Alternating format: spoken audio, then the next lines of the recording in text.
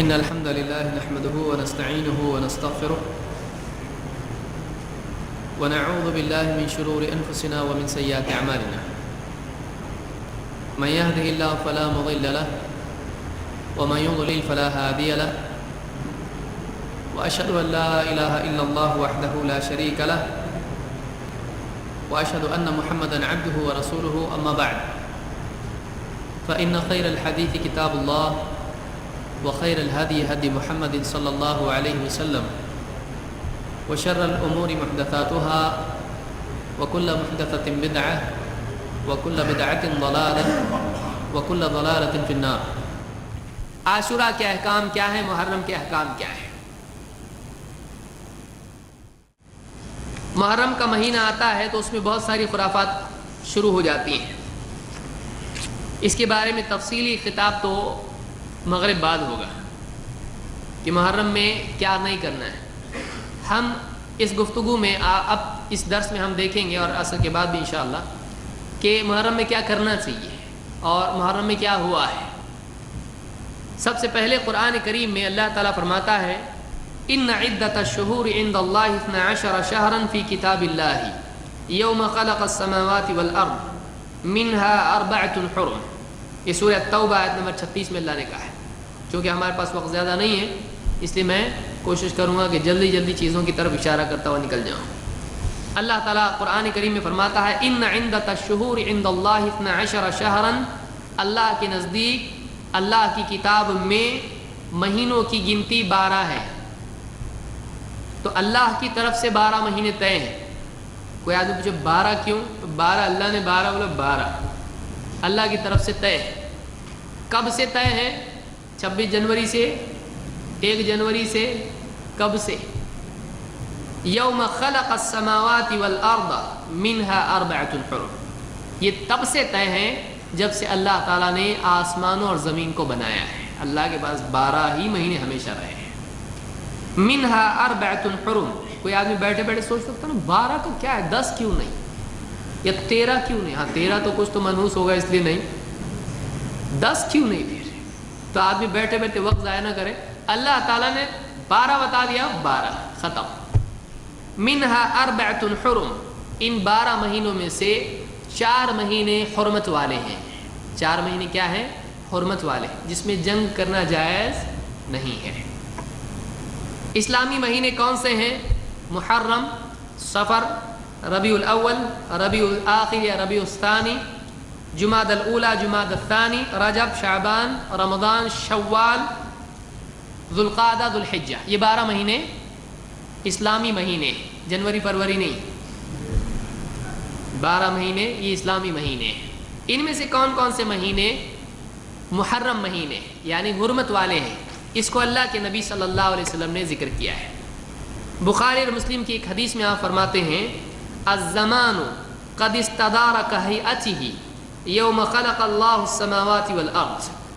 زمانہ گھوم کے آج برابر اسی کے مطابق ہو گیا ہے جس دن اللہ تعالیٰ نے آسمانوں اور زمین کو پیدا کیا تھا. تو لوگوں نے مہینے آگے پیچھے کر کے سب گڑبڑ کر دی تھی. ایک دم ڈیٹس ادھر کی ادھر کر دی تھی، سیٹنگ گڑبڑ ہو گئی تھی. تو آپ نے خطبہ دیا اور کہا آج واپس معاملہ کیا ہو گیا ہے؟ ریسیٹ. تو آج وہ دن ہے جو واقعی اللہ کی طرف سے طے تھا. تو آپ نے فرمایا الزمان قد استدار کہیئتہ یوم خلق اللہ السماوات والارض. زمانہ گھوم کے آج برابر اسی کے مطابق ہو گیا ہے جس دن اللہ تعالیٰ نے آسمان اور زمین کو پیدا کیا تھا. السنۃ 12 شہرا. سال 12 مہینوں کا ہوتا ہے. منها 4 حرم. جن میں سے 4 حرمت کے مہینے ہیں. 3 متوالیات. 3 مہینے تو وہ ہیں حرمت والے جو لگاتار آتے ہیں ایک کے بعد ایک. کون سے؟ ذوالقعدہ وذوالحجہ والمحرم. ذوالقعدہ، ذوالحجہ سال کے آخری 2 مہینے اور پھر اگلے سال کا پہلا مہینہ محرم. تو ذوالقعدہ، ذوالحجہ اور محرم یہ 3 مہینے لگاتار آتے ہیں متوالیات. ورجب مضر الذی بین جمادی و شعبان. اور رجب کا مہینہ بھی حرمت کا مہینہ ہے جو جمادی اور شعبان کے بیچ میں آتا ہے. تو 4 مہینے کیا ہیں؟ حرمت والے ہیں، جن میں جنگ نہیں، جائز نہیں ہے۔ اور وہ کون سے ہیں؟ ذوالقعدہ، ذوالحجہ، محرم اور رجب۔ تو یہ 4 مہینے حرمت والے مہینے ہیں، جن میں سے ایک مہینہ کون سا ہے؟ محرم کا مہینہ بھی ہے، حرمت کا مہینہ ہے، احترام کا مہینہ ہے۔ بہت سارے لوگ محرم کے سارے معاملات کو کربلا سے جوڑتے ہیں، اس کی ایک الگ تاریخ ہے۔ آئیے دیکھتے ہیں وہ کیا ہے۔ عاشورہ عشر سے ہے، عشر کے معنی عربی زبان میں کیا ہوتے ہیں؟ 10، عشرہ مبشرہ آپ کو معلوم ہوگا۔ تو عاشورہ 10 تاریخ کو کہتے ہیں، یعنی 10ویں دن کو عاشورہ کہا جاتا ہے، اور اسلامی اعتبار سے، اسلامی اصطلاحات میں 10 محرم کو عاشورہ کہا جاتا ہے۔ ابن عباس رضی اللہ عنہ کی روایت ہے، فرماتے ہیں ان رسول اللہ صلی اللہ علیہ وسلم قدم المدینہ، اللہ کے رسول صلی اللہ علیہ وسلم مدینہ تشریف لائے، ہجرت کر کے مدینہ آئے۔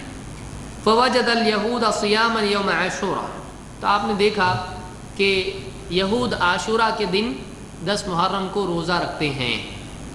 فقال لهم رسول اللہ صلی اللہ علیہ وسلم ما هذا اليوم الذي تصومونه، آپ نے پوچھا یہ جو تم روزہ رکھتے ہو یہ کیا ہے؟ یعنی اس دن جو تم روزہ رکھتے ہو اس کی کیا حکمت ہے، کیوں رکھتے ہو؟ مدینہ میں یہودی بستے تھے۔ فقالوا هذا يوم عظیم، لوگوں نے کہا یہ بہت بڑا دن ہے، هذا يوم عظیم، یہ بہت بڑا دن ہے۔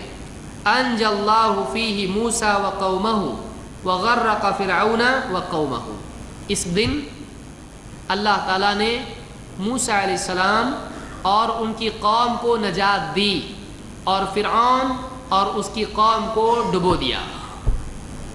بہت بڑا ایونٹ ہوا ہے اس دن، بہت بڑا واقعہ ہوا ہے۔ کیا کہ موسیٰ علیہ السلام اور ان کے ساتھی بنی اسرائیل اللہ نے پار کرا دیا، اور فرعون اور اس کے ساتھی ان کو ڈبو دیا۔ فصامہ موسیٰ شکرا فنحن نصومہ، تو کہا کہ موسیٰ علیہ السلام نے اس پر بطور شکر روزہ رکھا، ہم بھی روزہ رکھتے ہیں۔ فقال رسول اللہ صلی اللہ علیہ وسلم فنحن احق واولی بموسیٰ منکم، اللہ کے رسول صلی اللہ علیہ وسلم نے فرمایا کہ موسیٰ کے تو ہم تم سے زیادہ قریبی لوگ ہیں، ہمارا رشتہ تم سے زیادہ موسیٰ سے قریبی ہے، ہم زیادہ حقدار ہیں موسیٰ علیہ السلام کے عمل کے۔ فصامہ رسول اللہ صلی اللہ علیہ وسلم وامر بصیامہ، تو اس پر اللہ کے رسول صلی اللہ علیہ وسلم نے خود بھی عاشورہ کا روزہ رکھا اور مسلمانوں کو بھی روزہ رکھنے کا حکم دیا۔ اس کو امام البخاری نے اور امام مسلم دونوں نے روایت کیا ہے۔ اس حدیث سے معلوم ہوا کہ مدینہ جب اللہ کے نبی صلی اللہ علیہ وسلم آئے تو یہود مدینہ میں عاشورہ کا روزہ رکھتے تھے۔ آپ نے پوچھا کیا روزہ ہے یہ؟ انہوں نے کہا ہم ایسا ایسا روزہ رکھتے ہیں۔ اور یہ روزہ کس نے سب سے پہلے رکھا؟ موسیٰ علیہ السلام نے۔ کیوں رکھا؟ شکر کے طور پر، شکر کے طور پر۔ اب اس سے لوگوں نے دلیل لی 12 ربیع الاول کے روزے کی، بولے دیکھو موسیٰ علیہ السلام بچ کے نکلے، وہ شکر ہے، اور اللہ کے نبی صلی اللہ علیہ وسلم پیدا ہوئے جس دن وہ شکر نہیں ہے، تو ہم بھی بطور شکر، یہ تو زیادہ منانے کی چیز ہے۔ آدمی دلیل ڈھونڈنا چاہے تو ہمالیہ پہاڑ کے نیچے سے بھی لے کے آ سکتا ہے، کہاں سے لائے؟ اب یہ دلیل ہے لکھی ہوئی کتابوں میں۔ اب سوال اس پہ پیدا ہوتا ہے کہ پھر صحابہ کو اس حدیث سے نبی صلی اللہ علیہ وسلم کی پیدائش کی کوئی دلیل ملی نہیں، اس کا مطلب یعنی صحابہ کے نزدیک اللہ کے نبی صلی اللہ علیہ وسلم کی پیدائش کا دن شکر کا تھا کہ نہیں تھا؟ پھر انہوں نے روزہ نہیں رکھے اس دن، تو کیا انہوں نے اس کو شکر نہیں مانا؟ انہوں نے اچھا نہیں مانا؟ تو ایسی دلیلیں کدھر سے بھی کچھ بھی نکالنا ایک آدمی کا یہ صحیح نہیں ہے۔ تو کوئی آدمی بول لیکن موسیٰ علیہ السلام نے رکھے نا، تو ہم یہ کہیں گے کہ موسیٰ علیہ السلام کون تھے؟ مولوی صاحب تھے؟ موسیٰ علیہ السلام نبی تھے۔ کوئی بھی مولوی کوئی بھی دلیل کہیں سے ڈھونڈ کے نکالے، اپنا گمان کچھ بھی اس پر لاد دے، صحیح نہیں ہے۔ موسیٰ علیہ السلام نبی تھے، اور نبی کا عمل امت کے لیے کیا ہوتا ہے؟ اسوہ ہوتا ہے. اور موسیٰ علیہ السلام کا عمل خود کس نے لیا؟ اللہ کے نبی صلی اللہ علیہ وسلم نے. اور آپ نے روزہ رکھا تب جا کے مسلمانوں نے رکھا. تو ہمارے لیے دلیل کون ہے؟ موسیٰ علیہ السلام ہے. ہمارے لیے دلیل کون ہے؟ اللہ کے نبی صلی اللہ علیہ وسلم ہے. سمجھ میں آ رہی بات؟ تو اللہ کے نبی صلی اللہ علیہ وسلم نے اگر 12 ربیع الاول کو یا 9 ربیع الاول کو یا جس بھی تاریخ کو روزہ رکھا ہوتا ہم بھی رکھتے. جو دلیل خود اللہ کے نبی صلی اللہ علیہ وسلم کو سمجھ میں نہیں آئی، یہ مطلب نکل رہا نا آپ، اس سے یہ نکال رہا ہے اپنی پیدائش کا دن منانا نبی کو نہیں سمجھ میں آیا، صحابہ کو نہیں سمجھ میں آیا، ابو بکر صدیق، عمر فاروق، عثمان غنی، علی بن ابی طالب رضی اللہ عنہ، کس کو سمجھ میں نہیں آ رہا. 1400 سال کے بعد ایک عجیب سا اجتہاد، ایک نیا مسئلہ آیا جو کیسی بھاری دلیل 1400 سال میں کوئی بھی نہیں دیا. تو ایسے انوکھے فتوے جو ہیں اسی سے امت کو نقصان ہوا ہے. تو کسی کی سمجھ میں نہیں آئے صحابہ میں سے، یہ دلیل کسی نے نہیں دی. تو اس سے یہ بھی دلیل بعض لوگوں نے لی. اس کو اشارہ میں اسی لیے اس طرف کر رہا ہوں کہ ابھی آنے والا ہے وہ آگے. اس حدیث سے معلوم ہوا 2 باتیں اس سے سمجھ میں آئی کہ اس دن کی تاریخ، اب یاد رکھیے اس دن کی تاریخ، یہ جو روزہ ہے آج بہت سارے لوگ علم کی کمی کی وجہ سے بہت ممکن ہے یہ سمجھتے ہوں کہ عاشورہ کا روزہ اس لیے ہوگا کہ حسین رضی اللہ تعالیٰ کو اس دن قتل کیا گیا، شہید کیا گیا. اور جیسا کہ تاریخ میں معروف ہے کہ وہ پیاسے تھے، بچے پیاسے تھے، تو شاید اسی لیے روزہ ہوگا. ایسا بہت ممکن ہے، بہت سارے لوگ سوچتے ہوں گے. لیکن یہ بات یاد رکھیں وہ اپنی طرف ایک حادثہ تھا، ایک بہت برا واقعہ تھا جو نہیں ہونا چاہیے تھا. لیکن اللہ کی مرضی، اللہ تعالیٰ جو چاہے ہونے دیتا ہے.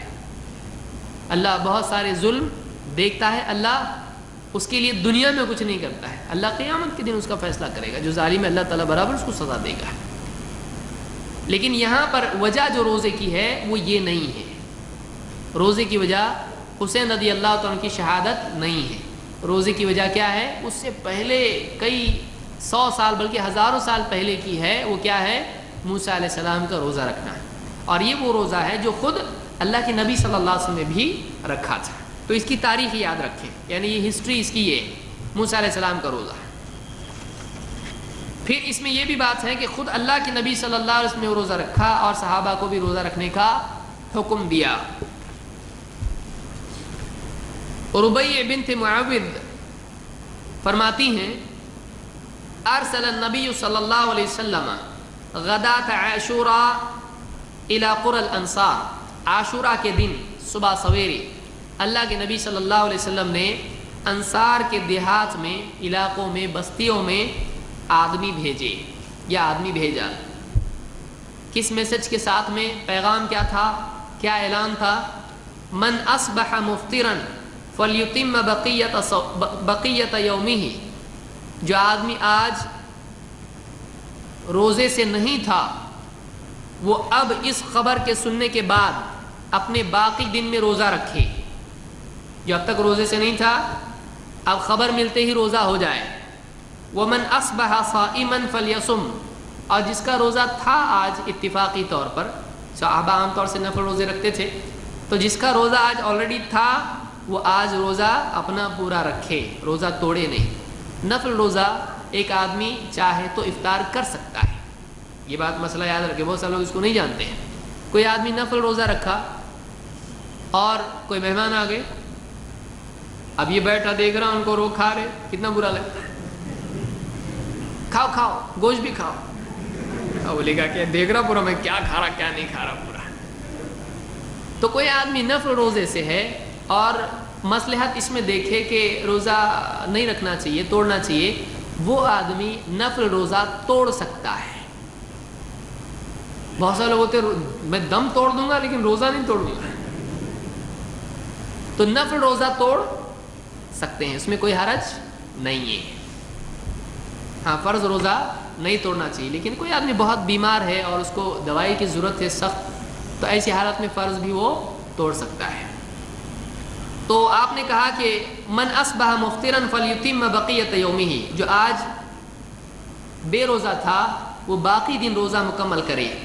ومن اصبح صائما فلیصم، اور جو آج روزے سے تھا وہ اپنا روزہ جاری رکھے۔ قالت، کہتی ہیں فَكُنَّا، اب دیکھیے اللہ کے نبی صلی اللہ علیہ وسلم نے ایک عام حکم دیا تھا، صحابہ فرما برداری جانتے تھے، ان کو نبی کے حکم کی قدر تھی، انہوں نے کیا کیا؟ کہتی ہیں فَكُنَّا نَصُومُهُ بَعْدَ، جیسے یہ حکم ہم کو ملا اس کے بعد ہم روزہ رکھتے، وَنُصَوِّمُ صِبْيَانَنَا، یہاں تک کہ ہم اپنے بچوں کو بھی روزہ رکھاتے ہیں، ہم بچوں کو بھی روزہ رکھاتے ہیں۔ ہمارے یہاں الٹا ہے، بیٹا روزہ رکھ رہا نا کل، ہاں اب میں پان کھاؤں گا، میرے کو پان کے بغیر نہیں چلتا نا، اور تمباکو والا چلتا، تو اگر نہیں رہا تو چکر آتی میرے کو۔ ابا جان دن بھر پان کے بغیر نہیں چلتا۔ رمضان کا روزہ آدمی چھوڑتا ہے اور بچوں کو روزہ رکھاتا ہے، کتنی شرم کی بات ہے۔ جن پر روزہ ہے نہیں وہ روزے رکھ رہے ہیں، اور جس پہ روزہ ہے وہ بے روزہ ہے، انہیں بہت شرم کی۔ ہاں کوئی بیمار ہے، کسی کو شوگر ہے، کسی کو کوئی مسئلہ ہے، اس کے لیے شرعی حکم یہی کیوں نہ رکھے روزہ، اگر کسی کو مشقت ہوتی ہے اس طرح سے۔ بہرحال تو کہتی ہیں کہ ہم اپنے بچوں کو روزہ رکھواتے ہیں۔ وَنَجْعَلُ لَهُمُ اللُّعْبَةَ مِنَ الْعِهْنِ، ہم ان کو کھلونے، کپاس کی کھلونے بنا کر ان کو دیتے۔ فَإِذَا بَكَى أَحَدُهُمْ عَلَى الطَّعَامِ أَعْطَيْنَاهُ ذَاكَ، جب بچہ روتا بھوک کی وجہ سے، بچہ ہے وہ، اس کو بھوک لگی، رونا شروع کرتا تھا، تو اس کا دل بہلانے کے لیے ہم کیا کرتے تھے، وہ کپاس کے جو کھلونے بنائے ہیں وہ کھلونے اس کو دے کے اس کا دل بہلاتے، کسی طرح سے شام ہو جائے، شام تک اس کا روزہ مکمل ہو جائے، ہمارے نبی کا حکم پورا ہو جائے، ہمارے نبی کا حکم پورا ہو جائے۔ حتی یکون عند الافطار، یہاں تک کہ افطار کا وقت آ جاتا، یہاں تک کہ افطار کا وقت آ جاتا ہے۔ آج بچے بڑے بھی دن بھر گھڑی سے کھیلتے رہتے ہیں، رمضان میں کیسا ہوتا ہے، کتنے گھنٹے بچے رہتے، دوست بولتا اس کو، ارے ابھی 2 ہی گھنٹے، نہیں 1 گھنٹہ 55 منٹ ہے، تو 1 منٹ کا حساب آدمی روزہ رکھ کے رکھتا ہے، اور جیسا افطار کا وقت قریب آتا ہے 5 منٹ بچے ہیں لیکن اپنے حق کا کھجور برابر ہاتھ میں لے کے رکھتا ہے، ہاتھ میں لے لیتا ہے، بھاگ کے جا رہا وہ کھجور تھالی میں سے، کہیں جیسا ہی افطار کا وقت ہوگا بھاگا کھجور ہاتھ میں لے لیتا ہے، اتنا بھی نہیں، اتنا پڑھتے کچھ تو بھی دعا پڑھتے ہیں بہت سارے لوگ، اس کی لمبی چوڑی دعا ہوتی ہے، کائی کو دعا، اس ٹائم پہ دعا تھوڑی ہونی چاہیے تھی، اچھا بھول کے پھر واپس وہ غلط دعا پڑھا ہے تو ارے باپ کیا کرنا ہے اس کو، بھی لمبی دعا، اللہم انی، تو انی دیکھتا اچھا کھجور ہے، لکا سم، تو ہاں جلدی بولو، اتنا کائی کو روک رہے، بیچ پڑھنے والا بیچ میں گیپ دے کے پڑھتا ہے، اور پھر دعا کے بعد آدمی کھاتا ہے۔ یعنی ہمارے یہاں دیکھیے روزہ کتنا بھاری پڑتا مسلمان پہ، وہاں بچوں کو لوگ روزہ رکھاتے تھے اور بچوں کو بہلاتے تھے، چھوٹے چھوٹے بچے تھے ان کو روزہ رکھاتے تھے، گڑیا بنا کے ان کو اس کے کھلونے بنا کے دیتے تاکہ بہل جائیں کسی طرح سے۔ تو یہ بخاری مسلم کی حدیث ہے، اس سے معلوم ہوا کہ یہ مستحب ہے، لازم نہیں ہے کہ بچوں کو روزہ رکھوایا جائے۔ تو ہم کو عادت ڈالنا چاہیے بچوں کو دینداری کی، بچپن ہی سے عادت ڈالنا چاہیے۔ بہت رونے لگا بچہ، کود رہا ہے، پورا زمین پہ گر رہا ہے ایک دم، پھر بھی اس کا روزہ ٹھیک ہے بھائی، کھلا دو پلا دو اس کو، اس کی وجہ سے اپنا روزہ خراب مت کرو۔ اسی طرح سے عاشورہ کا روزہ، چونکہ یہاں پر حدیث میں کیا ہے، آپ نے حکم دیا تھا، اس لیے آپ صلی اللہ علیہ وسلم کا حکم کیا ہوتا ہے، واجب ہوتا ہے، فرض ہوتا ہے، لازم ہوتا ہے۔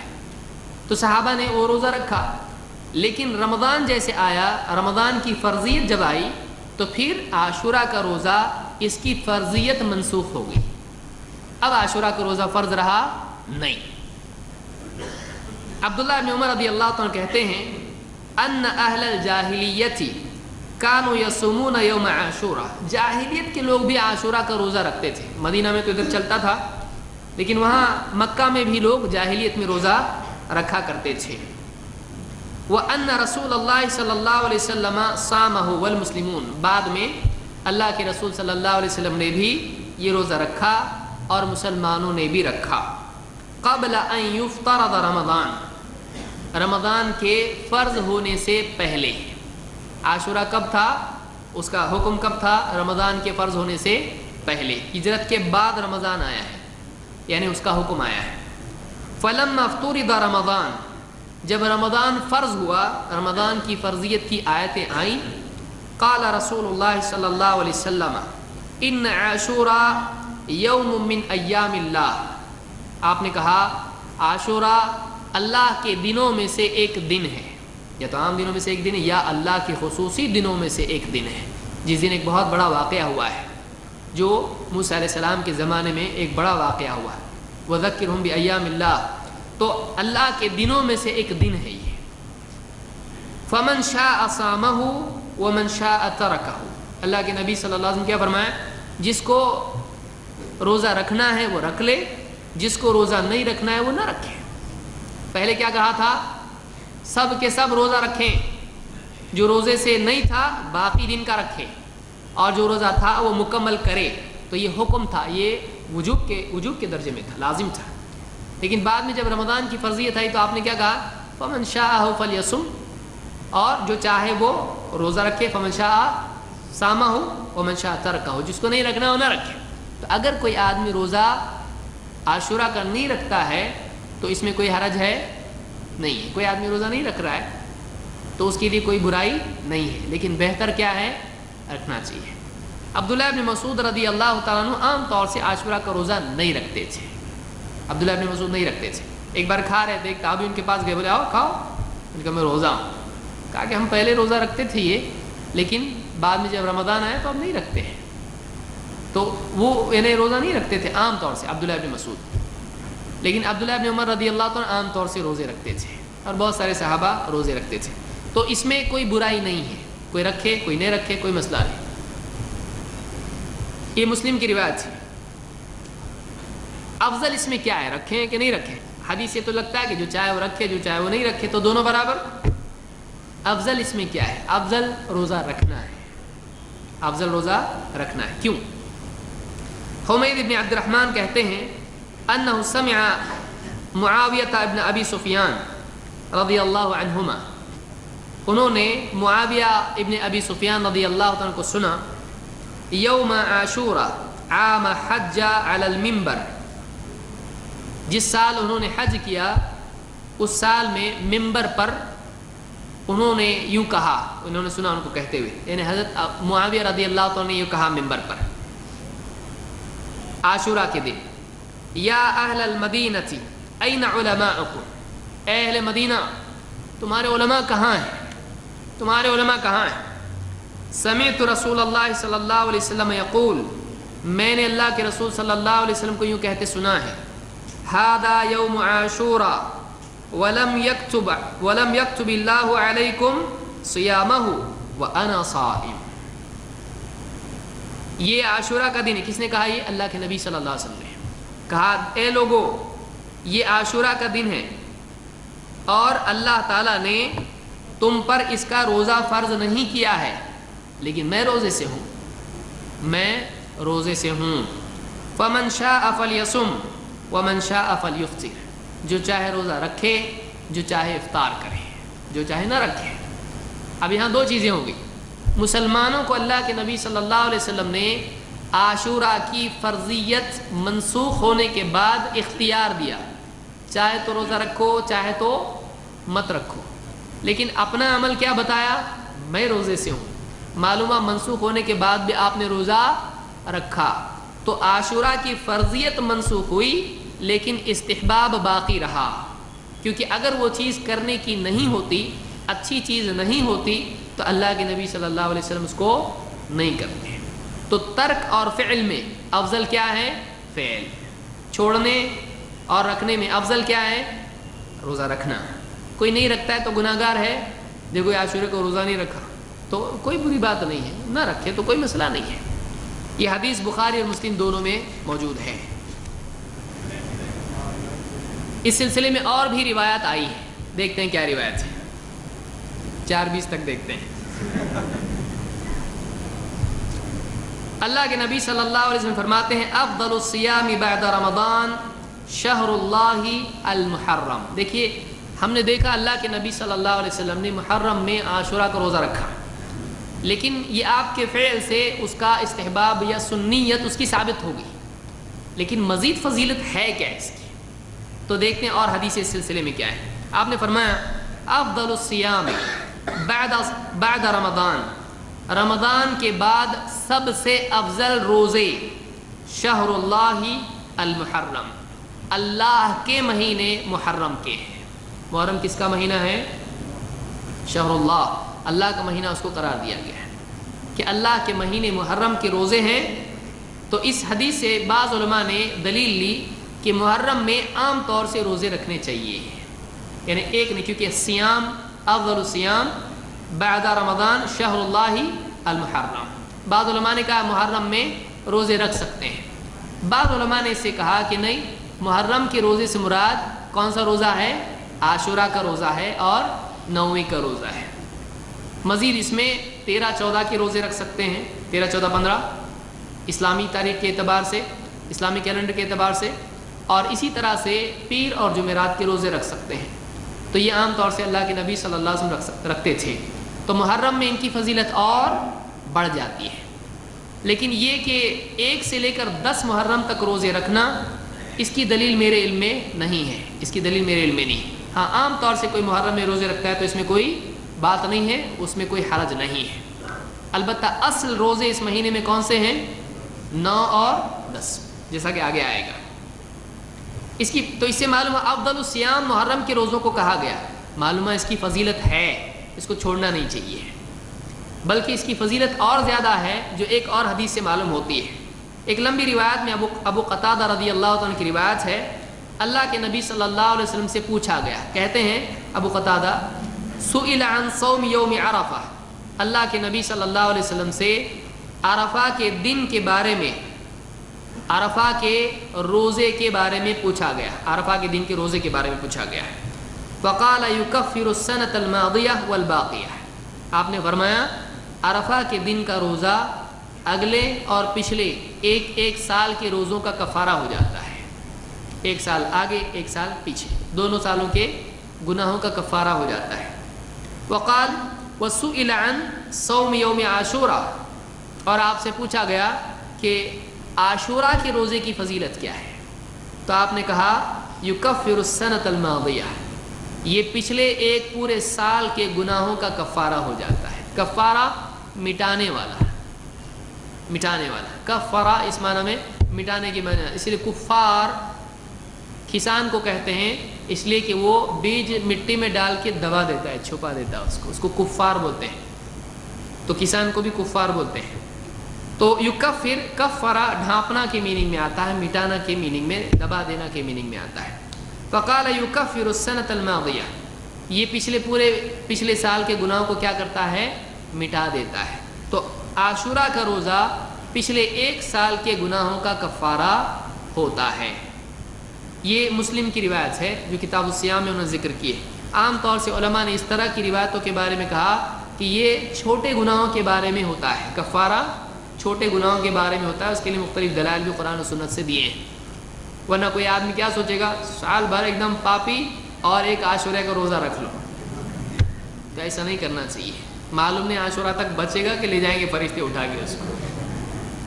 تو آدمی تقویٰ کا اہتمام کرے اور اس کے ساتھ نیکیاں کرے، کیونکہ بہت ساری بھول چوک ہم سے ہوتی رہتی ہے، ہمارا دھیان بھی نہیں ہوتا اس طرف، یا ہم گناہ کرتے رہتے لیکن توبہ کرنے سے رہ جاتے ہیں۔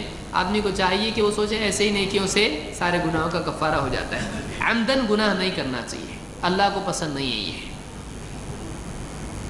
عاشورہ کا روزہ کون سے دن ہے؟ یا جو ہماری گفتگو اس موضوع پر انشاءاللہ ہم اس کو عصر کی نماز کے بعد کریں گے۔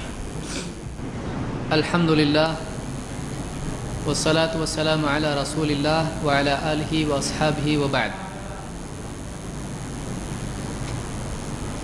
پچھلی مجلس میں عاشورہ کے روزے کی فضیلت حدیث میں اللہ کے نبی صلی اللہ علیہ وسلم نے جو بتائی ہم نے دیکھی، وہ یہ کہ جو آدمی عاشورے کا روزہ رکھتا ہے اس کے پچھلے سال کے تمام گناہ معاف ہو جاتے ہیں، یہ اس کے پچھلے سال کے گناہوں کے لیے کفارہ بن جاتا ہے۔ سوال یہ ہے کہ عاشورہ کون سا دن ہے، یہ عاشورہ کا روزہ کس دن رکھنا چاہیے، کس تاریخ کو رکھنا چاہیے؟ جیسا کہ عاشورہ کا لفظ بتاتا ہے، یہ اسلامی تاریخ کا 10واں دن ہوتا ہے، لیکن حدیث میں بھی اس بارے میں صراحت موجود ہے کہ وہ کون سا دن تھا اور کون سی تاریخ تھی جس میں اللہ کے نبی صلی اللہ علیہ وسلم نے لوگوں کو روزہ رکھنے کا حکم دیا تھا۔ ترمذی کی روایت میں ابن عباس رضی اللہ تعالیٰ عنہ جس کے راوی ہیں، ابن عباس کہتے ہیں امر رسول اللہ صلی اللہ علیہ وسلم بصوم عاشوراء یوم العاشر، اللہ کے رسول صلی اللہ علیہ وسلم نے عاشورہ کا روزہ رکھنے کا حکم دیا 10ویں دن۔ تو اسے معلوم ہوا کہ 10واں دن ہی عاشورہ ہوتا ہے، مہینے کا محرم کا 10واں دن، یوم العاشر 10واں دن یہ عاشورہ کا دن ہے۔ کیونکہ بعض اوقات ہو سکتا ہے کہ آدمی کو کنفیوژن یہ ہو کہ عاشورہ کب ہوتا ہے، نام عاشورہ ہے ٹھیک ہے، لیکن دن تاریخ کون سی؟ تو حدیث میں اس کی بھی صراحت موجود ہے کہ یوم العاشر عاشورہ کا دن ہے، 10واں دن محرم کا 10ویں تاریخ یہ عاشورہ کا دن ہے۔ یہ ترمذی کی روایت اور شیخ الالبانی نے اس کو صحیح کہا ہے۔ یہ سوال اس لیے بھی کھڑا ہوا کہ اس بارے میں کچھ روایتیں ایسی ہیں جن سے اس مسئلے میں شبہ پیدا ہوتا ہے کہ عاشورہ کس دن روزہ رکھنا چاہیے۔ آئیے دیکھتے ہیں وہ روایتیں کیا ہیں اور اس سے کیا بات سامنے آتی ہے۔ عبداللہ ابن عباس رضی اللہ تعالیٰ عنہ فرماتے ہیں حین صام رسول اللہ صلی اللہ علیہ وسلم یوم عاشوراء وامر بصیامہ، جب اللہ کے رسول صلی اللہ علیہ وسلم نے عاشورہ کا روزہ رکھا اور دوسروں کو بھی عاشورہ کے روزے کا حکم دیا، قالوا یا رسول اللہ، لوگوں نے کہا یا رسول اللہ انہو یوم تعظمہ الیہود والنصارى، اے اللہ کے رسول یہ وہ دن ہے جس کی تعظیم یہود اور نصارہ دونوں کرتے ہیں۔ تو عاشورہ کے دن کی تعظیم یہود و نصارہ کرتے ہیں، یہ ان کا دن مانا جاتا ہے۔ فقال رسول اللہ صلی اللہ علیہ وسلم فإذا كان العام المقبل، جب اگلا سال ہوگا انشاءاللہ صمنا اليوم التاسع، انشاءاللہ ہم 9ویں کا روزہ رکھیں گے۔ یہ جو کنفیوژن آ رہا ہے کہ کیوں بتا رہا ہوں میں یوم العاشر عاشورہ ہے، آپ نے کہا اگلا سال جب آئے گا تو انشاءاللہ ہم 9ویں کا روزہ رکھیں گے۔ صحابی کہتے ہیں قال فلم یأتی العام المقبل حتی توفی رسول اللہ صلی اللہ علیہ وسلم، ابن عباس کہتے ہیں کہ اگلا سال آیا بھی نہ تھا کہ اللہ کے رسول صلی اللہ علیہ وسلم کی وفات ہو گئی۔ یہ مسلم کی روایت ہے، صحیح مسلم میں روایت موجود ہے۔ اس روایت سے کئی باتیں سامنے آتی ہیں، ان کو یاد رکھیں۔ نمبر 1، اللہ کے نبی صلی اللہ علیہ وسلم نے روزے کا جب حکم دیا تو صحابہ نے کہا اللہ کے رسول یہ وہ دن ہے جس میں یہود اور نصارہ روزہ رکھتے ہیں اور یہ لوگ بہت مناتے اس دن کو، مانتے اس دن کو، یہ ان کا دن ہے۔ صحابہ کو ایک بات بہت اچھی طرح سے معلوم تھی کہ یہود و نصارہ کی مخالفت کرنا چاہیے، ہم میں ان میں جوڑ نہیں ہونا چاہیے، سملیرٹی نہیں ہونا چاہیے، جس کے آج عام طور سے مسلمان بالکل الٹے ہیں کہ کوئی چیز ان کی چھوٹنا نہیں چاہیے جو ہمارے گھر میں نہ ہے، ٹیکنالوجی نہ آئے، تہذیب آئے۔ حالانکہ شرعی اعتبار سے دیکھا جائے تو ٹیکنالوجی زیادہ ہمارے پاس دوسری ہونا چاہیے، ترقی یافتہ، لیکن تہذیب، اخلاق، معاشرتی اصول و آداب یہ ہمارے اپنے پاس ہیں، دوسرے کا لانے کی ضرورت کیا ہے؟ ارے بھائی آپ دوسری چیزیں باہر سے کب لاتے ہیں جب آپ کے پاس نہیں؟ آپ کے پاس بچے ہیں نا، باہر کے دوسرے بچے پکڑ کے لاتے، آپ کے اپنے بچے ہیں نا، آپ کو کیا ضرورت ہے؟ ایک انسان کے پاس جب اپنا ہے تو دوسرے کے پاس کیوں جائے؟ کیا ہمارے پاس ہماری تہذیب، ہمارے اخلاق، ہمارے معاشرتی آداب ہمارے نبی نے ہم کو نہیں دیے؟ جو نبی نے دیے اس کو چھوڑ کے ہم دوسروں کا لیتے ہیں۔ صحابہ کو یہ بات بہت اچھی طرح سے معلوم تھی، ان کا نہیں لینے کا، ان کے جیسے نہیں بننے کا، ان کی مشابہت ہماری زندگی میں نہیں ہو، ہر چیز میں الگ ہوں۔ یہ تربیت یافتہ لوگ تھے۔ انہوں نے کہا اللہ کے رسول وہ لوگ اس دن روزہ رکھتے اور ہم بھی ایک ہو رہا نا، ہمارا سملر ہو رہا۔ آپ نے کہا ٹھیک ہے، اگلا سال جب آئے گا تو انشاءاللہ ہم 9ویں کا روزہ رکھیں گے، یعنی یہودیوں کی کیا کریں گے؟ مخالفت سے، ان سے ہٹ کے ہم عمل کریں گے۔ ہمارے یہاں زبانی مخالفت بہت ہوتی ہے، عملی مخالفت نہیں ہوتی، جو کہ اصل ہے۔ یہودی کچھ بھی ہو، کوئی بھی آدمی ذرا دکھائے یہ اوپر ہاتھ باندھ رہا، یہود و نصارہ کی سازش ہے۔ اس کے اوپر ہاتھ باندھنے سے کہاں سے یہود و نصارہ کی سازش ہونے والی ہے؟ ہر چیز میں کسی کا نام نہیں ملا اپنے کو تو کس کا نام دینے کا؟ یہود و نصارہ، ہر چیز میں۔ یہ لوگ قرآن و حدیث کی طرف دعوت دے رہے ہیں، یہود و نصارہ کی سازش ہے۔ یہ بھی کل کو بولیں گے کلمہ پڑھا رہے، یہود و نصارہ کی سازش ہے۔ یہ بھی تو مسلمان کیسا ہے؟ بہت بھولا بھالا ہے۔ اس لیے کوئی بھی آدمی اس کو کسی بھی جانور پہ بٹھا کے بھیج دیتا، دیکھتا نہیں گدھا ہے، گھوڑا ہے، کیا ہے، بیٹھنے کا اپنے کو کسی تو بھی جانور پہ۔ تو آدمی کو اتنی سمجھ ہونا چاہیے کہ وہ اپنا اور دوسرے کا دیکھے، اور جو آدمی اللہ کے نبی صلی اللہ علیہ وسلم کی زندگی دیکھے اس کے لیے بہت آسان ہو جاتا ہے فرق کرنا صحیح کیا ہے، غلط کیا ہے۔ جو نبی کی زندگی نہیں دیکھتا ہے اس کے لیے ہمیشہ ٹھوکریں کھانا اس کی تقدیر میں ہے۔ جس کو سنت معلوم ہے اس کے لیے جنت کا راستہ آسان ہو جاتا ہے۔ تو بہرحال صحابہ نے کہا اللہ کے رسول یہ تو وہ دن ہے جس کی یہود و نصارہ بہت تعظیم کرتے ہیں۔ آپ نے کہا اگلا سال جب ہوگا تو انشاءاللہ ہم 9ویں کا روزہ رکھیں گے۔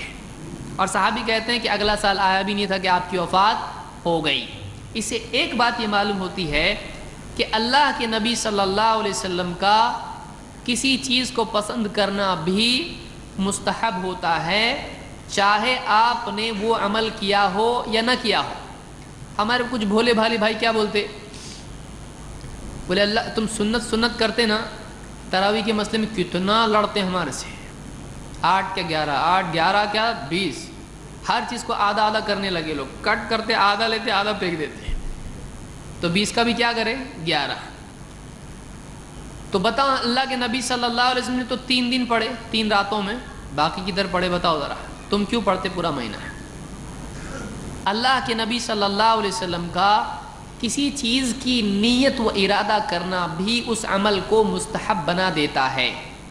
آپ کر نہیں پائے لیکن کرنے کا ارادہ تھا، آپ صلی اللہ علیہ وسلم کسی غلط کام کا کرنے کا ارادہ نہیں کرتے تھے، اچھے ہی کام کا ارادہ کرتے تھے، نہیں کر پائے مجبوری سے اور بات ہے۔ تو تراویح بھی کیا ہے؟ پورا مہینہ پڑھنا غلط ہے؟ نہیں، وہ بھی سنت ہے، کیونکہ آپ صلی اللہ علیہ وسلم نے اس کو ترک کیا کس وجہ سے؟ مجبوری کی وجہ سے۔ یہ نہیں کہ 3 بس 3 سے زیادہ بڑھنے کا نہیں، ابھی ایسا نہیں تھا۔ آپ صلی اللہ علیہ وسلم ڈرے کہیں فرض نہ ہو جائے، ورنہ پسند کیا تھا؟ پسند پڑھنا تھا جماعت سے، لیکن ترک کیا کیوں؟ فرضیت کے ڈر کی وجہ سے، امت پر مشقت کے ڈر کی وجہ سے۔ تو اپنے بھلے کے لیے ویسا کیے، لیکن پسند وہی تھا آپ کو۔ بہت ساری چیزیں آپ چھوڑ دیتے تھے، آپ کو پسند تھی کہیں امت پر فرض نہ ہو جائے۔ تو نبی نے اہتمام نہیں کیا، لیکن پسند تھا کہ نہیں تھا؟ پسند تھا تو وہ اچھا ہے۔ اب فرض ہونے والا ہے، آئے گی کسی کے اوپر وہی بیٹھے بیٹھے نہیں آئے گی، تو اب وہ چیز رہے۔ یہ بات یاد رکھیے، بعد میں کام آئیں گے آپ لوگوں کو۔ تو آپ صلی اللہ علیہ وسلم نے ارادہ کیا، اس لیے آج سب لوگ رکھتے کہ نہیں رکھتے روزہ 9ویں کا؟ 9 اور 10 اب رکھتے کہ نہیں معلوم نہیں، ہمارے ہاں تو اصحاب الحدیث رکھتے ہیں۔ یہ مسلم کی روایت ہے۔ سوال یہاں یہ پیدا ہوتا ہے کہ آپ صلی اللہ علیہ وسلم نے یہاں پر 9ویں کا کہا کہ ہم اگلے سال 9ویں کا رکھیں گے، تو اس بارے میں کیا تحقیق ہے؟ اور ایک حدیث دیکھ کے پھر اس پہ ہم لوگ آتے ہیں۔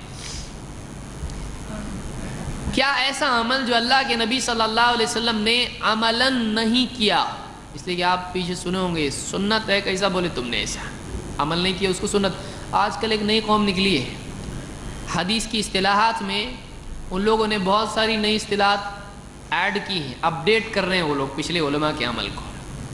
کیا حدیث ہونی چاہیے؟ کیسی ہونی چاہیے؟ صحیح صریح ہونا چاہیے. ابن حجر کی آپ نخبۃ الفکر پڑھیے، تدریب الراوی، کتنی کتابیں ہیں حدیث کی جو اقسام ہیں، صحیح، ضعیف، حسن، اس میں وہ لوگ صحیح صریح، یہ کہیں تو پڑھنے میں نہیں آتا. یہ صریح ہم کو سمجھتا ہے، صریح کا مطلب تھا کلیئر، لیکن یہ شرط نہیں ہوتی ہے کسی چیز سے عمل لینے کے لیے. لوگوں نے اس طرح سے بولنا شروع کیا ہے کہ حدیث چاہیے ہم کو، سینے پہ ہاتھ باندھنے کی، کیسی؟ صحیح صریح. ہر چیز میں صحیح صریح. صریح کہاں سے آیا؟ آپ کہاں سے لایا اس کو؟ کس کتاب میں لکھا ہوا ہے کہ ہر حدیث کا صریح ہونا چاہیے؟ ہم بھی کہہ سکتے ہیں ٹھیک ہے بھائی، ہم تو حدیث والے ہیں اس لیے ہم صحیح صریح دیں گے، بشرطے کہ آپ امام ابو حنیفہ رحمۃ اللہ علیہ کا قول بھی دیں صحیح صریح. دیں گے؟ بولیں گے کبھی نہیں. نہیں. تو جو آدمی ہمارے لیے شرط باندھ رہا ہے وہ اپنے لیے کیوں شرط نہیں باندھتا ہے؟ تو یہ زیادہ بھولے لوگ ہیں. دیکھتے ہیں اس سلسلے میں کوئی عمل اگر اللہ کے نبی صلی اللہ علیہ وسلم کا ارادے والا ہو لیکن آپ نے عملاً کیا نہ ہو، اس کو یاد رکھیے، کیا وہ سنت قرار پاتا ہے؟ اسی قوم کے دوسرے لوگ ہیں کچھ ایکسپرٹ، وہ بولتے ہیں حدیث اور ہوتی ہے، سنت اور ہوتی ہے. آپ لوگوں کے کان سے بات گزری ہوگی، یہ اہل حدیث ہیں، ہم اہل سنت سے. وہ اور یہ وہی لوگ ہیں جو اہل سنت ہیں، جو بتا رہے ہیں حدیث جنگل ہے، حدیث آگ ہے. تو یعنی حدیث کے دشمن بھی سنت والے ہو سکتے ہیں، حدیث سے ڈرانے والے، بچانے والے، بھگانے والے بھی اہل سنت ہو سکتے ہیں. ایسا ہو سکتا ہے، سوچنے کی چیز ہے. سنت معلوم کرنے کے لیے کیا دیکھنا پڑے گا؟ اخبار، کیلنڈر دیکھنا پڑے گا. کیلنڈر میں دیکھیں گے سنت کیا ہے، کہاں دیکھیں گے؟ حدیث میں دیکھیں گے. کہاں دیکھیں گے؟ سنت معلوم کرنے کا ذریعہ حدیث ہے، تو حدیث ہی نہیں تو سنت معلوم پڑے گی. تو اسی لیے اہل حدیث ہونا پڑے گا تاکہ سنت معلوم پڑے. سمجھ رہے ہیں آپ؟ تھوڑا ایسا ہے تو جلدی سمجھ میں آتا. سنت معلوم کرنے کے لیے کہاں جانا پڑے گا؟ ایک آدمی کو حدیث دیکھنی پڑے گی، حدیثوں میں معلوم پڑے گا کیا حکم ہے نبی کا، کس چیز سے منع کیے ہیں، کس چیز کا کتنا اہتمام کیے ہیں، کس چیز کو ترک کیے ہیں، کس چیز کا ارادہ کیے ہیں. تو سنتیں معلوم کرنے کے لیے اور دوسرے احکام معلوم کرنے کے لیے، ممانعت معلوم کرنے کے لیے کیا کرنا پڑے گا؟ حدیث دیکھنی پڑے گی. تو ایک آدمی حدیث والا ہو جائے تو پھر اس میں سے سنت، حلال حرام سب اس کو معلوم پڑے گا. حدیث ہی نہیں، اس خالی سنت ہے، تو پھر فرائض کہاں گئے؟ فرائض کہاں گئے؟ تو خالی سنت یہ مطلب نہیں ہے. تو انشاءاللہ کسی مستقل درس میں اس کو دیکھیں گے سنت اور حدیث کیا ہے. بہرحال آپ صلی اللہ علیہ وسلم کا کسی چیز کا ارادہ کرنا بھی اس کو سنت بناتا ہے. کون کہہ رہا ہے یہ؟ آئیے دیکھتے ہیں کون کہہ رہا ہے. الحکم ابن الاعرج کہتے ہیں انتہیت الی ابن عباس، انتہیت الی ابن عباس رضی اللہ عنہما، میں ابن عباس رضی اللہ تعالیٰ عنہ کے پاس گیا. وَهُوَ مُتَوَسِّدٌ رِدَاءَهُ فِي زمزم، وہ زمزم کے پاس بیٹھے تھے اور اپنی چادر سے ٹیک لگائے بیٹھے تھے. فَقَالَ لَهُ اخبرنی، فقلت له اخبرنی عن صوم عاشوراء، کہتے میں نے کہا مجھ کو بتاؤ عاشوراء کے روزے کے بارے میں، کب رکھنا ہے روزہ عاشوراء کا. فقال اذا رأيت ہلال المحرم فاعدد، تو جب محرم کا ہلال دیکھ لے گننا شروع کر. وَأَصْبِحْ يَوْمَ التَّاسِعِ صَائِمًا، اور 9ویں تاریخ کو روزے دار ہو جا. کس تاریخ کو روزہ رکھ؟ یعنی 9ویں کی صبح کو تو روزہ رہنا چاہیے، ایسا مطلب ہوتا ہے اس کا. یعنی 9ویں کو تو روزہ رکھ، 9 محرم کو. قلت ہاکذا کان رسول اللہ صلی اللہ علیہ وسلم یصومہ، انہوں نے کیا پوچھا؟ اللہ کے رسول صلی اللہ علیہ وسلم کیا ایسے روزہ رکھتے تھے؟ ہمارا آج کا مولوی بولے گا اچھا 8 سال کیا کیا؟ صحابی ہیں، ان کو زیادہ معلوم کہ دوسرے کو معلوم. یہ کہہ رہے ہیں بتایا اتنا لے اور سیدھا نکل یہاں سے، تو زمزم میں ڈال دوں گا تیرے کو۔ دلیل پوچھ رہے ہیں نا آدمی، کیا پوچھ رہے ہیں؟ صحابی سے پوچھ رہے ہیں۔ ہمارے لیے صحابی سے ثابت ہو جائے تو بھی بس ہے۔ صحابہ کو نہیں مانتے، یہ مانتے ہیں ہم لوگ۔ صحابہ کو ماننا ایک چیز ہے، صحابہ کو مان کر ان کی بات صحیح طور سے سمجھنا ایک چیز ہے۔ صرف ماننے سے چلتا، ان کی بات بھی ماننا چاہیے، ان کی بات صحیح ڈھنگ سے سمجھنا چاہیے۔ تو ان سے اس نے پوچھا، انہوں نے پوچھا، تابعین پوچھا کہ آپ جیسا بتا رہے کہ اللہ کے نبی صلی اللہ علیہ وسلم ایسا کرتے تھے، آج کل کے مولوی کو پوچھے گا تو کیسے بولے گا؟ غصہ ہو جائے گا۔ میں بول رہا ہوں نا تیرے کو، ماننا پڑے گا۔ انہوں نے کیا کہا؟ ابن عباس نے کہا نعم، ہاں اللہ کے رسول صلی اللہ علیہ وسلم ایسا ہی کرتے تھے۔ سوال یہ ہے کہ پہلی روایت کے راوی کون ہیں کہ اگلا سال آیا نہیں تھا کہ آپ کی وفات ہو گئی؟ کون راوی تھے؟ ابن عباس۔ دھیان دیے نہیں آپ لوگ؟ دیے ہوں گے۔ پہلے کی بھی راوی کون ہے؟ ابن عباس۔ اور اس کے بھی بیان کرنے والے کون ہیں؟ ابن عباس۔ یہ کہہ رہے ہیں اگلا سال آیا ہی نہیں تھا کہ 9ویں سے پہلے آپ کا انتقال ہو گیا، یعنی 9ویں کا روزہ آپ صلی اللہ علیہ وسلم نے رکھے کہ نہیں؟ نہیں۔ یہ تابعی کیا پوچھ رہے ہیں؟ 9ویں کو روزہ رکھنا چاہیے، کیا ایسا کرتے تھے آپ صلی اللہ علیہ وسلم؟ صحابی کیا کہہ رہے ہیں؟ نعم، ہاں۔ اب سچ بول رہے کہ جھوٹ بول رہے ہیں؟ اللہ کے نبی صلی اللہ علیہ وسلم کا کیا یہی عمل تھا؟ ہاں۔ صحابہ کے نزدیک اگر کسی چیز کی نیت اور ارادہ آپ صلی اللہ علیہ وسلم پختہ کر لیں، پھر آپ اس کو نہ بھی کریں تو آپ کے عمل کرنے کی طرح ہوتا ہے۔ سمجھ میں آئی بات؟ اگرچہ عمل نہ کیا ہو، اس کو نبی کا عمل شمار کیا جائے گا، کیونکہ آپ صلی اللہ علیہ وسلم کسی مجبوری سے عمل نہ کر پائیں تو وہ چیز نیکی کے زمرے سے باہر نہیں نکلتی، وہ نیکی ہی ہوتی ہے۔ سمجھ میں آئی نا؟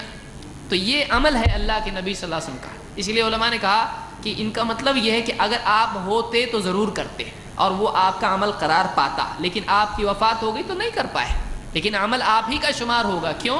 اس لیے کہ آپ نے پختہ ارادہ کیا تھا اس کا کہ اگلا سال آئے گا انشاءاللہ ہم روزہ رکھیں گے، تو یہ نبی کا عمل مانا جائے گا۔ اس لیے وہ ساری چیزیں جیسے تراویح کا معاملہ، ایسے جتنے بھی معاملات ہیں، آپ نے عملاً نہ کیا ہو کسی مجبوری کی وجہ سے، وہ سنت قرار پائے گی۔ نبی ہی کا عمل ہے، کسی مجبوری سے آپ نے اس کو ترک کیا ہے۔ سمجھ میں آ رہی بات؟ ٹھیک۔ اس کو امام مسلم نے روایت کیا ہے۔ اب یہاں سوال ہی پیدا ہوتا ہے کہ تو یہاں 9ویں کا روزے کی آپ نے نیت کی تھی، تو ہم 10ویں کو رکھیں یا 9ویں کو؟ کہ یہود کی مخالفت ہو رہی، ان کا چھوڑ کے ہم یہاں رکھ رہے ہیں، تو 10ویں کو نہیں رکھنا چاہیے، کس کو رکھنا چاہیے؟ 9ویں کو۔ کیا یہ صحیح ہے؟ نہیں۔ اس لیے کہ ہمارا اہل السنہ والجماع، اہل الحدیث کا کہنا یہ ہے کہ اپنے پاس خالی ایک حدیث نہیں ہے، اپنے کو سب حدیث جمع کرنے کا اور اس سے کیا مطلب نکلتا ہے وہ لینا چاہیے۔ کئی روایات جمع کر کے اس سے جو مطلب نکلتا ہے آدمی وہ لے۔ ایک روایت لے کے بھاگنا شروع کر دے، صبر کرے۔ بعض لوگ کیا کرتے ہیں رفع الیدین کے مسئلے میں، مسلم کی حدیث لی، صحابہ کہتے ہیں کہ اللہ کے ہم نماز پڑھ رہے تھے، اللہ کے نبی صلی اللہ علیہ وسلم آئے اور کہا یہ کیا دیکھتا ہوں میں تم کو کہ تم گھوڑوں کی سرکش دموں کی طرح ہاتھ اٹھاتے ہو، سکون اختیار کرو نماز میں۔ پھر دیکھو نماز میں ہاتھ اٹھانا منع ہے، تو یہ تم لوگ جو رفع الیدین کرتے ہو یہ اسی میں آتا۔ اور حدیث کون سی کتاب کی ہے؟ مسلم۔ بنو ابھی مسلم صحیح ڈھنگ سے۔ تو ایک حدیث لے لی اور باقی ساری روایت چھوڑ دی۔ اسی مسلم میں ابو داؤد میں اس کی تصریح موجود ہے، ابو داؤد کی روایت میں، اور بھی خود امام الطحاوی نے اس کو ذکر کیا ہے اسی کے ساتھ، کہ وہ کون سا رفع الیدین تھا؟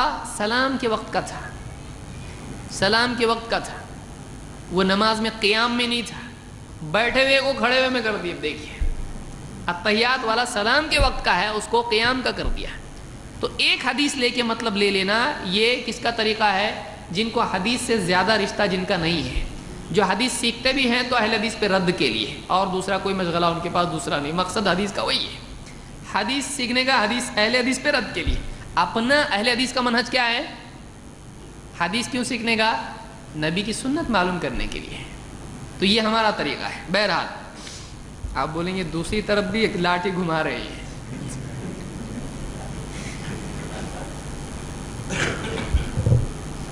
بہرحال وہ ایک مستقل موضوع، اس کو الگ سے اور لیں گے ہم انشاءاللہ۔ تو یہاں سوال یہ پیدا ہوتا ہے کہ 9ویں کو رکھنا چاہیے 10ویں کو، جلدی بولو۔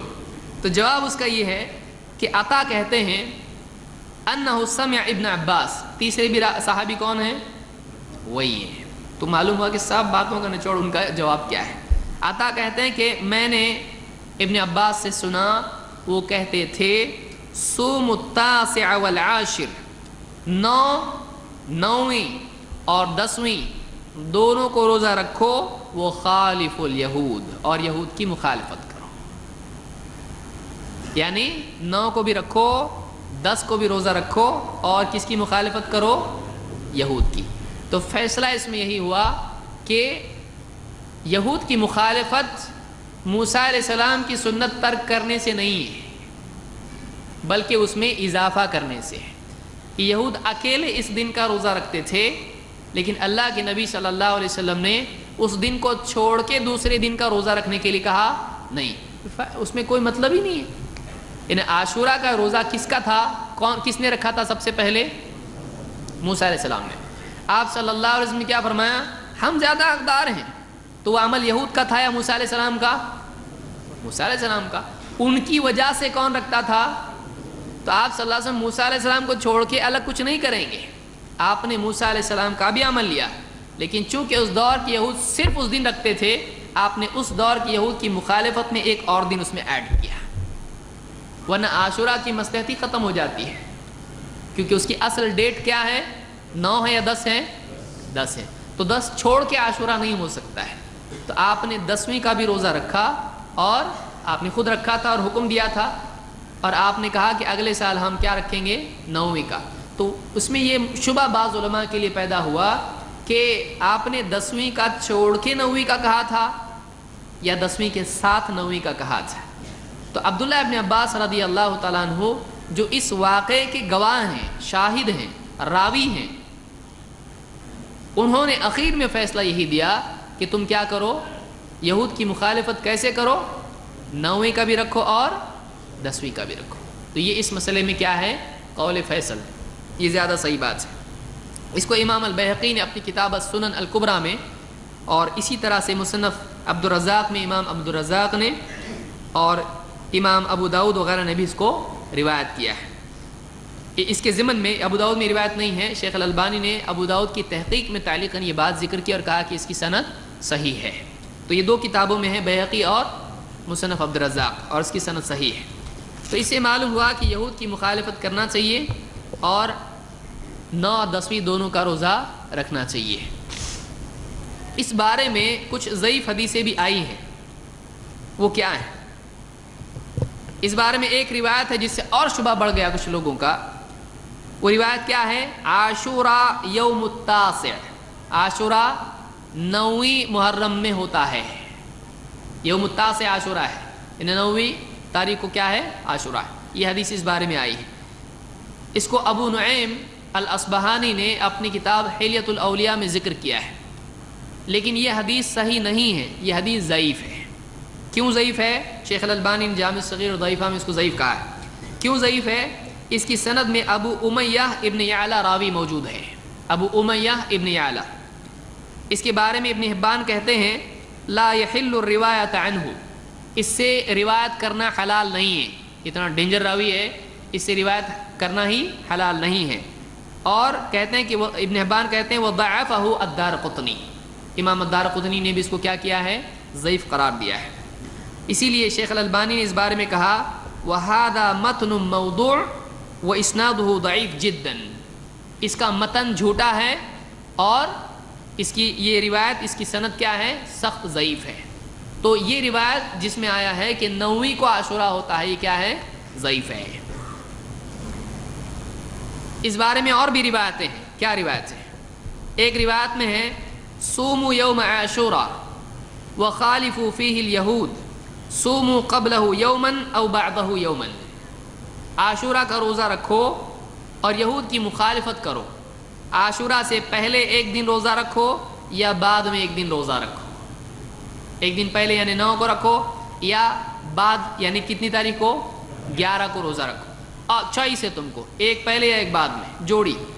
یہ حدیث بھی ضعیف ہے، اس کو امام احمد نے اپنی مسند میں اور بیہقی نے السنن میں ذکر کیا ہے، الکبریٰ میں، اور شیخ الالبانی نے اس کو ضعیف کہا ہے۔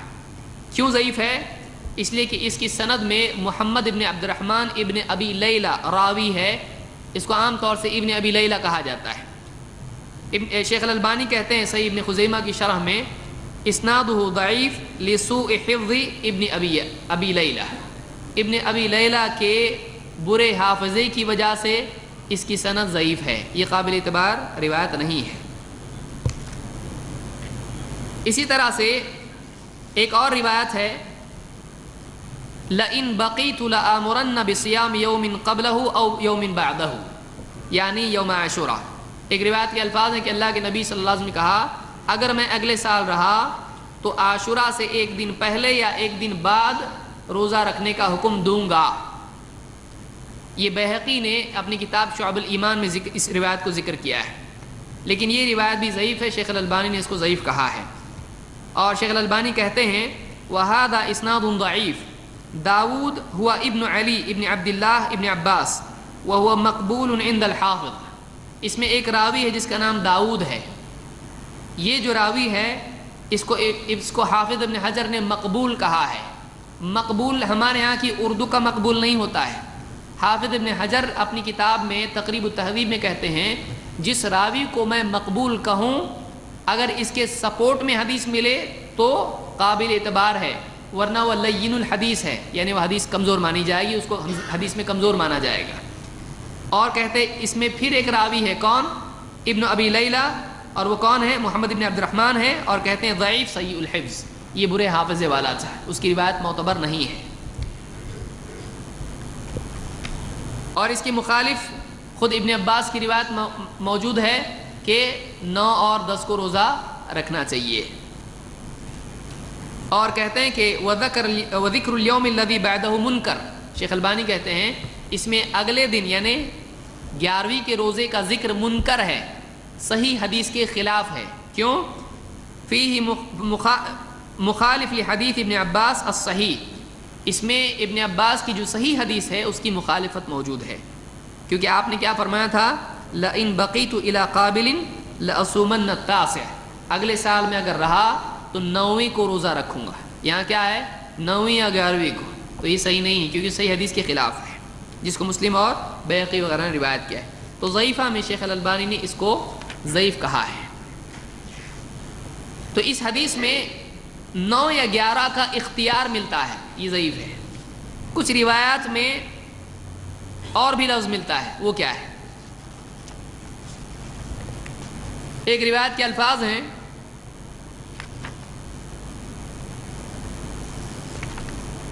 صوموا یوم عاشوراء وخالفوا فیہ الیہود، عاشوراء کے دن روزہ رکھو اور اس میں یہود کی مخالفت کرو۔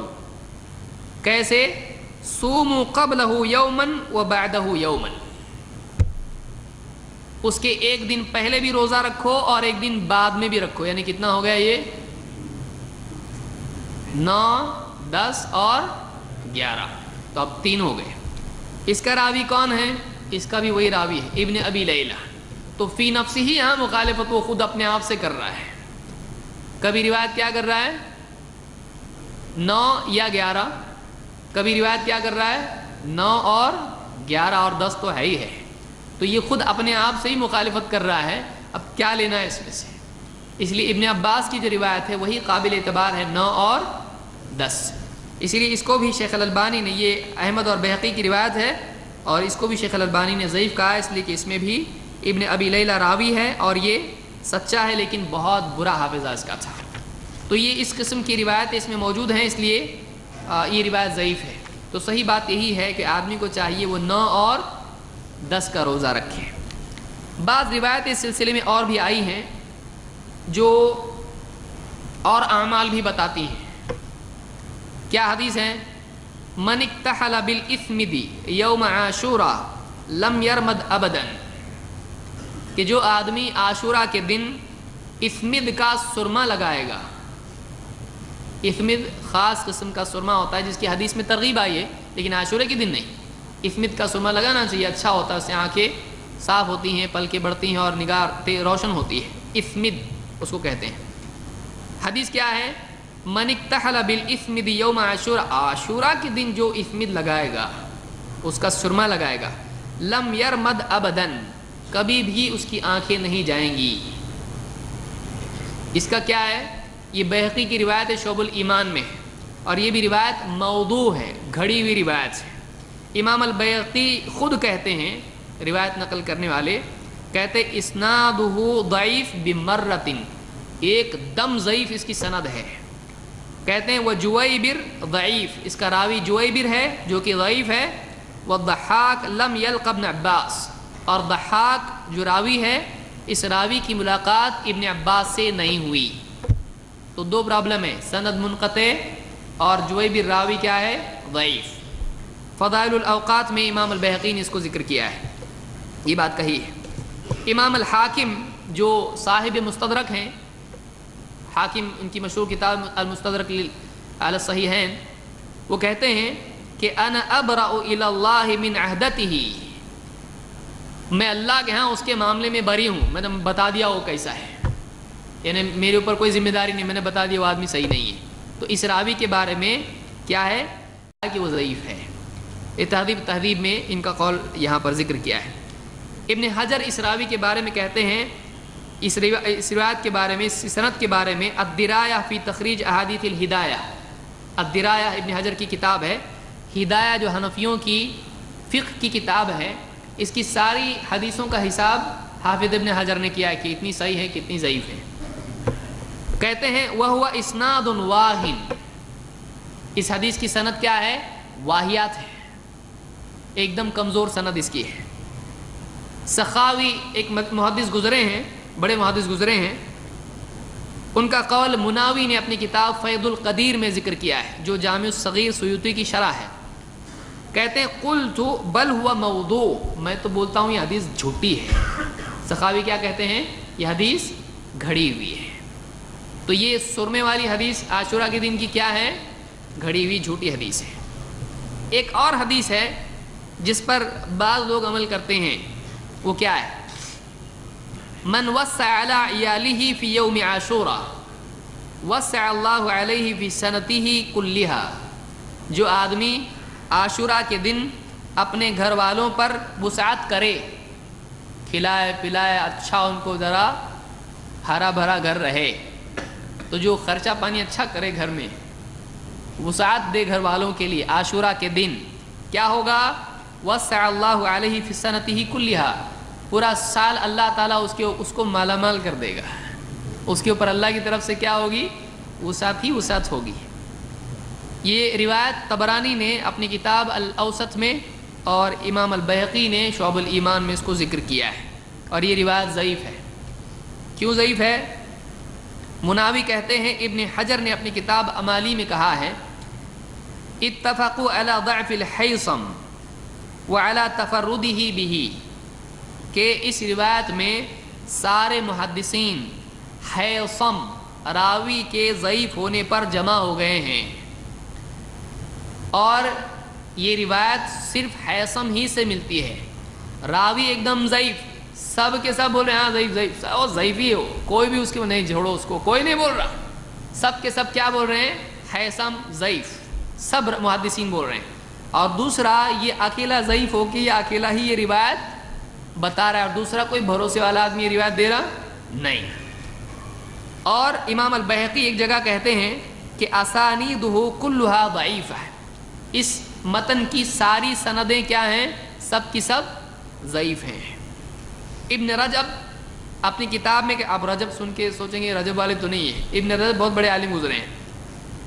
ابن رجب کہتے ہیں اپنی کتاب لطائف المعارف میں وقد روی من وجوہ متعددہ لا یصح منہا شیء، کہتے ہیں یہ روایت الگ الگ الفاظ کے ساتھ آئی ہے، کئی وجوہ سے روایت آئی ہے، اس میں سے کچھ بھی صحیح نہیں ہے، اس میں سے کچھ بھی قابل اعتبار نہیں ہے۔